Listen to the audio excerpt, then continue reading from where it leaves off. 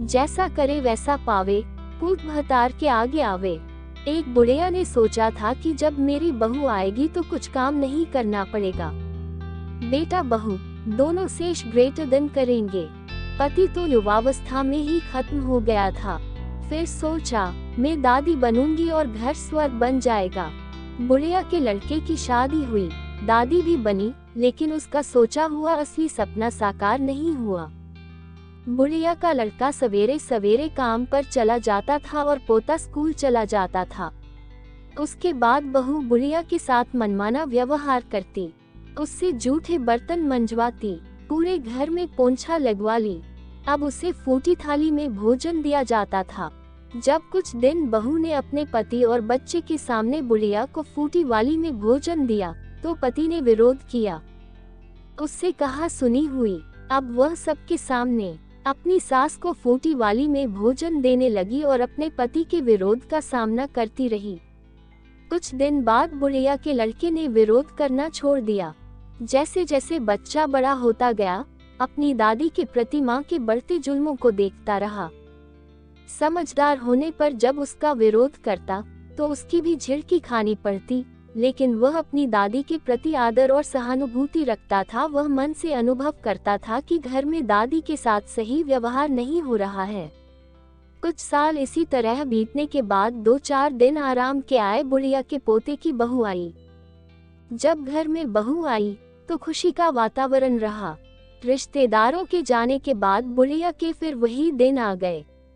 बुढ़िया से बर्तन मंजवाना, बात बात पर डांटती डपटती और फूटी थाली में भोजन खिलाती। नई बहू ये सब छिप छिप कर देखती रहती। समय समय पर दादी के बारे में अपने पति से पूछती रही। कभी कभी पतोहू को ससुर से भी जानकारी मिल जाती थी। कुछ दिन बाद बुढ़िया की बहू अपनी पतोहू से भी लड़ने लगी। अब पतोहू को भी पूरे दिन काम में लगाए रखती।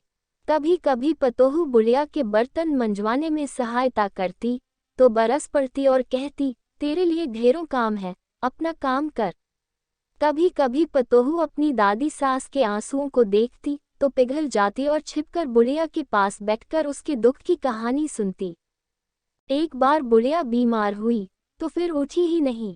8-10 दिन बीमार रहकर इस दुनिया से मुक्ति पा गई। अब वह पतोहू को भी पूरे दिन काम में लगाए रखती। जब पतोहू से मनमाना करने लगती तो झगड़ा शुरू हो जाता। जब पतोहू ने देखा कि मेरी सास जैसे अपनी सास को खरी खोटी सुनाती थी, उसी तरह मुझे भी खरी खोटी सुनाने लगी है, तो उससे रहा न गया। वह भी लड़ने लगी और उससे उसी तरह का व्यवहार करने लगी जैसा वह अपनी सास के साथ व्यवहार करती थी। अब पतोहू अपनी सास से झाड़ू लगवाती और बर्तन मंजवाती। उसके बाद पतोहू उसी फूटी हुई थाली में खाना परोसकर देने लगी जिसमें उसकी सास दादी सास को खाना देती थी। शुरू में जब पतोहू ने सास को फूटी थाली में खाना दिया तो पतोहू के ससुर और पति ने विरोध किया। पतोहू ने जवाब देते हुए कहा, जब वह अपनी सास को इस फूटी थाली में भोजन कराती थी तब तो आप दोनों के मुंह सिल गए थे, कोई कुछ नहीं बोलता था। कितनी सीधी मेरी दादी सास थी, उसके साथ इसने कैसा व्यवहार किया। उसके आगे तो ये कुछ भी नहीं है। अब क्यों आप लोग इसकी पैरवी कर रहे हैं। कोई भी कुछ नहीं बोला। अब सास भी जानती थी कि यदि कुछ पतोहू से कहा तो मार पीट भी कर देगी। अब पतोहू से कोई कुछ नहीं कहता था। ससुर का बुढ़ापा था, वह अपनी बूढ़ी पत्नी के साथ इस प्रकार का व्यवहार होते देख नहीं पाता था। उसे गुस्सा आ जाता तो कुछ का कुछ बक देता था। जब पतोहू जवाब दे देती थी तो चुप हो जाता था। जब ससुर भी ज्यादा बोलने लगा तो उनके साथ भी सास जैसा व्यवहार होने लगा। कभी कभी एकांत में बैठकर सास ससुर अपने सुख दुख की कहानियां याद कर लेते थे और दोनों ही सोचते थे, जैसा करे वैसा पावे, पूत भतार के आगे आवे।